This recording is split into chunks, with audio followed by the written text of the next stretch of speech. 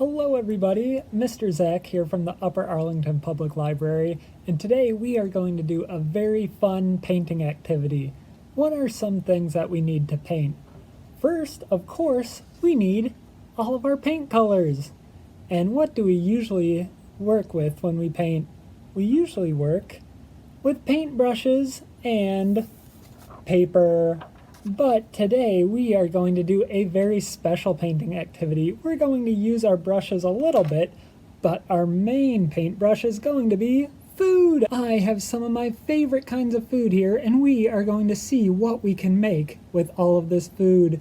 We have apples, strawberries, blackberries, and blueberries. We have oranges and yummy bananas, and we even have some of my favorite vegetables like carrots and celery and broccoli, and we are going to see what we can make with all of this. So we've got our blank piece of paper, and what do we want to make? I'm going to start off with a chopped up carrot. I've got a carrot, and I'm going to take my paintbrush, and let's see, I want some brown for my first color, and I'm going to paint on the carrot with the brown paint. We're going to make sure that we cover all of one side with our brown paint.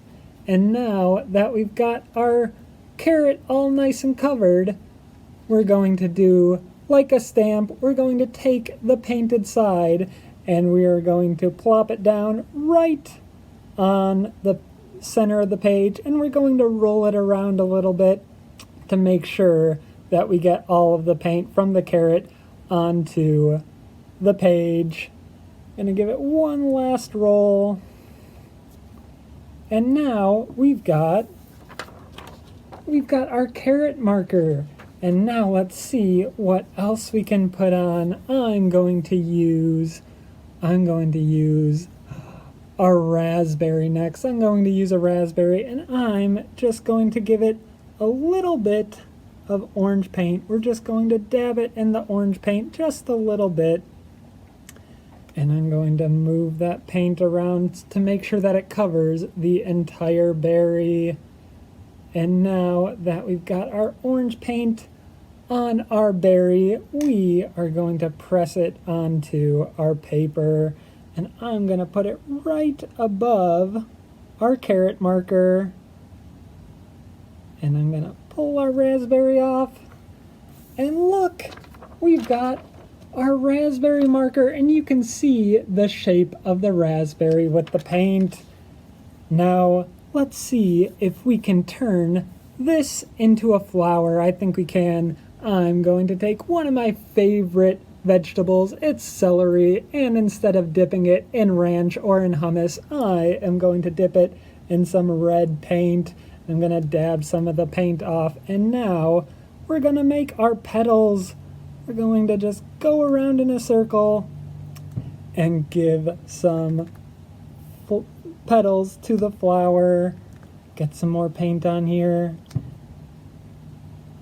And let's see if we have enough to cover it. I think one more, get a little bit more paint. And let's take a look at what we made. We made a flower with a carrot stem and a raspberry center, and we used celery to make the petals. Let's see what else we can make. We have a fresh new piece of paper. And this time I am going to start off with one of my favorite fruits. We are going to start off with a great big banana. We've got a great big banana, and we are going to paint on one side. Let's see, we're going to use this color, this gray color. We're going to cover one side all in paint.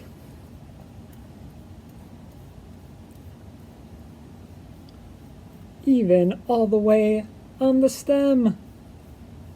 And once we have our banana covered in our paint like this, we are going to stamp it down onto our paper. Let's stamp it down. We're going to give it a press all over to make sure we get all of the paint that we can onto the page. Ooh, all right, we made it one side. Now let's see if we can flip it over. I'm going to give it a little bit more paint. All right, we gave it a little bit more paint, and now we're going to do the other side. I'm going to press it down. And let's see what we made.